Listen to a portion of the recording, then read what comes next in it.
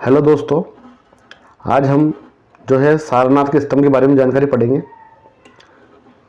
जो कि जो विज़न के क्लास नोट्स है उसी को हम कंटिन्यू आगे बढ़ाएंगे।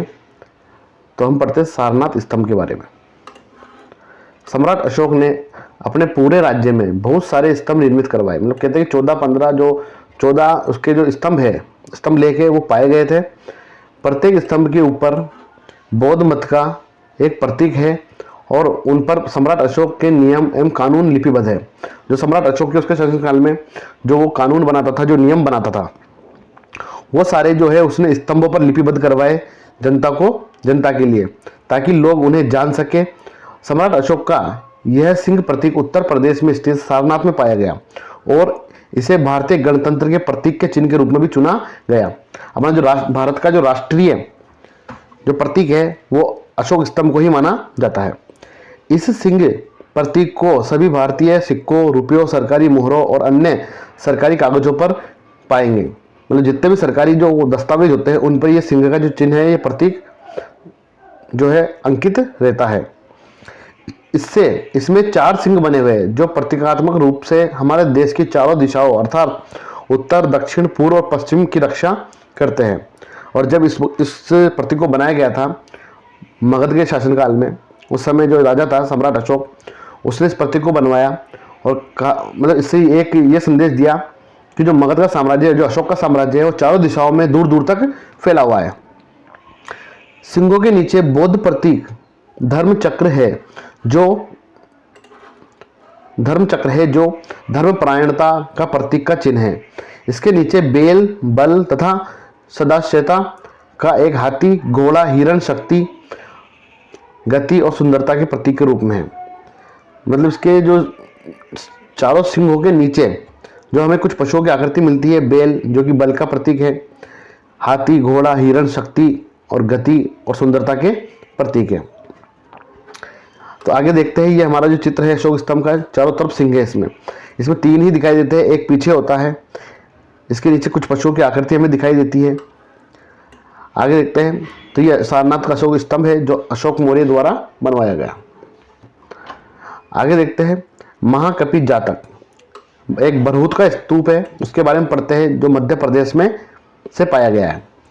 तो जो बरहूत का स्तूप में क्या है कि महाकपि जातक को दर्शाने वाला बरहूत फलक भगवान बुद्ध के पूर्व जन्म के सकार्यों के बारे में जातक कथा को साक्षात करता है।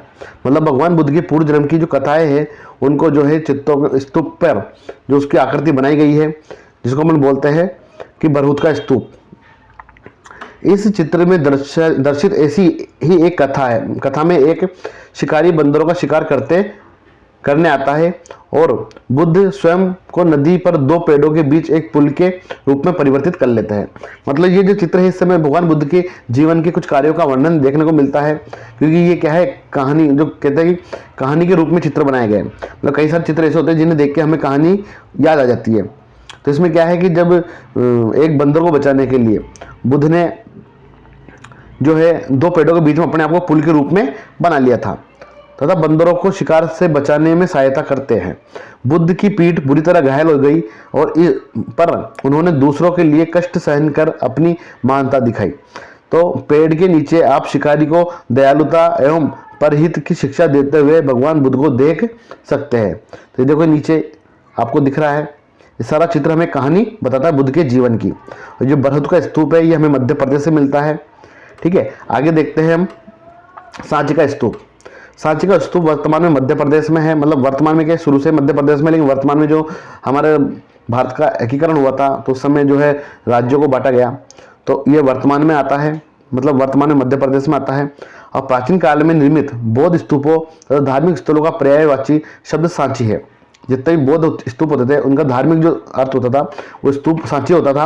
और कहते हैं कि जो स्तूप है वो भगवान बुद्ध के अवशेष रखे जाते थे इसके अंदर, और इसमें 4 तोरण द्वार है। सांची के स्तूप में 4 तोरण द्वार बनाए गए, तो भगवान बुद्ध के अवशेष माने जाते थे। और ये बौद्ध धर्म का, बौद्ध अनुयायियों का एक पवित्र स्थल होता था। स्तूप एक ठोस अर्धवर्ताकार भवन होता था जिसमें भगवान बुद्ध या बौद्ध के संतों या अध्यापकों के भौतिक अवशेष रखे जाते थे। बौद्ध मतों में स्तूप भगवान बुद्ध का प्रतीक भी माना जाता है। मतलब जो भगवान बुद्ध का जो प्रतीक है वो इस सांची के स्तूप को माना जाता है, मतलब इस सांची के स्तूप नहीं, स्तूप को माना जाता है। इसके 3 घेरे रेलिंग होते हैं, मतलब इसके तीनों तरफ रेलिंग बनी होती है। भूमि पर स्थित घेरा पृथ्वी का प्रतीक माना जाता है और मेधी घेरा अंतरिक्ष का तथा हर्मिका स्वर्ग का घेरा माना जाता है। यहाँ दृष्टिगत हो रहे सांची के स्तूप क्रमांक 3 में एक ही छत्रावली है। दिख रहा आपको, इसमें एक ही क्या है, छत्रावली बनी हुई है, इधर ऊपर एक ही छत्रावली है। गुंबद को पुनः बनाया गया था। इसमें भगवान बुद्ध की प्रारंभिक शिष्यों सरिपुतासा और मोगलनासा के अवशेष रखे हुए हैं। अन्य में संबंध स्तूप संख्या 3 में भू स्तंभ उस समय के जीवन की दृश्यावली चित्रित करता है, जिसकी सहायता से तत्कालीन जीवन शैली का अध्ययन किया जा सकता है और सांची से संबंध कुछ मूर्तियां संग्रहालय में सुरक्षित है। कहते सांची का स्तूप, हमारे भारत में कई सारे बौद्ध स्तूप पाए गए, लेकिन हमें जो है सुरक्षित अवस्था में सांची का स्तूप ही मिलता है। अधिकांश अवशेष इसके मिलते हैं हमें, और इसका भी कारण यह है कि जो उस समय के राजाओं ने इसको क्या है, संरक्षण प्रदान किया था। आगे देखते हैं कि बुद्ध की प्रतिमा, आगे बढ़ते हैं। बुद्ध की प्रतिमा जो कि गांधार क्षेत्र, गांधार शैली में बनी हुई है। जो बुद्ध की प्रतिमा है ये गांधार शैली में बनी हुई है और इसके बारे में हम पढ़ते हैं कि ईसा पूर्व 3री शताब्दी में सिकंदर ने हिंदुस्तान के एक हिस्से पर विजय प्राप्त की। तो कहते हैं कि जो यूनानी जो लोग थे वो भी बुद्ध की शिक्षाओं से प्रभावित थे और वापस जाते हुए उसमें विजित प्रदेश गांधार जो वर्तमान पंजाब और पाकिस्तान के भाग थे, गांधार जो है जहाँ पर तक्षशिला विश्वविद्यालय था, तो वर्तमान में जो है ये पाकिस्तान में है। तो गांधार प्रदेश जो वर्तमान पंजाब और पाकिस्तान के भाग थे को अपने सेनाध्यक्ष को शासन के लिए सौंप दिया गया। इस प्रकार हिंदुस्तान यूनान और रोम के लोगों के संपर्क में आया और उन्होंने एक दूसरे को प्रभावित किया। भाई यूनान जो है, इस प्रकार हिंदुस्तान यूनान और रोम के लोगों के संपर्क में आ गया और वहाँ के लोग जो है बौद्ध जो धर्म है इससे प्रभावित हुए। इस आपसी प्रभाव के में से कला की एक नई शैली गांधार शैली विकसित हुई। मतलब जो उन्होंने बौद्ध धर्म के बारे में पढ़ा, बौद्ध धर्म से प्रभावित हुए और उन्होंने बुद्ध की मूर्तियों को बनाना प्रारंभ किया। पर किस शैली में? गांधार शैली में बनाना प्रारंभ किया था। यूनानी शैली भी थी ये। तो देखो इसको बोलते हैं कि इस चित्र में दृष्टिगोचर बुद्ध प्रतिमा इस शैली की है। गांधार की बौद्ध मूर्तियों से हमें टोगा नामक रोमन वेशभूषा देखने को मिलती है। मतलब जैसा लोग पहनते हैं, जैसा कल्चर होता है, वैसी वो मूर्तियां बनाते हैं। उन्होंने बुद्ध की मूर्ति एक रोमन वेशभूषा में बनाई है। साथ ही मुखाकृति एवं केश सजा पर भी रोमन प्रभाव दिखाई देता है। मतलब जो चेहरे का जो स्ट्रक्चर है, जो चेहरे का डिजाइन है, उस तरह किया गया है कि एक फॉरेनर व्यक्ति, एक विदेशी व्यक्ति की तरह इसका चेहरा नजर आता है। इस प्रकार हम गांधार की मूर्ति कला में कला की हिंदू यूनानी रोमन शैलियों का परस्पर मिश्रण देखते हैं। आगे देखते हैं बुद्ध के जीवन सारनाथ उत्तर प्रदेश के बारे में। तो हमारा जो हो गया गांधार मूर्ति शैली के बारे में हो गया, जो बुद्ध की प्रतिमा के बारे में था। हम पढ़ते आगे बुद्ध का जीवन जो कि सारनाथ उत्तर प्रदेश से हमें ये जो मिला है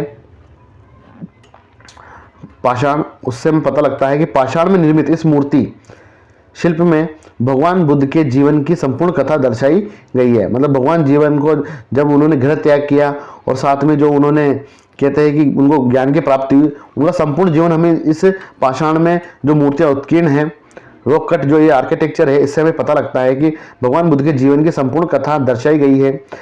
इसके निचले भाग में बुद्ध की माता माया की लेटी हुई मुद्रा में आकृति है। कहा जाता है कि उन्हें स्वप्न में श्वेत हाथी दिखाई दिया था।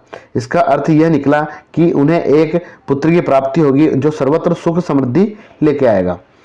आगे देखते हैं कि बालक को कमल के फूल पर बड़े हुए दिखाया गया है। इसके पश्चात ऊपरी फलक में शिल्पकार ने भगवान बुद्ध के संन्यास ग्रहण को अंकित किया है।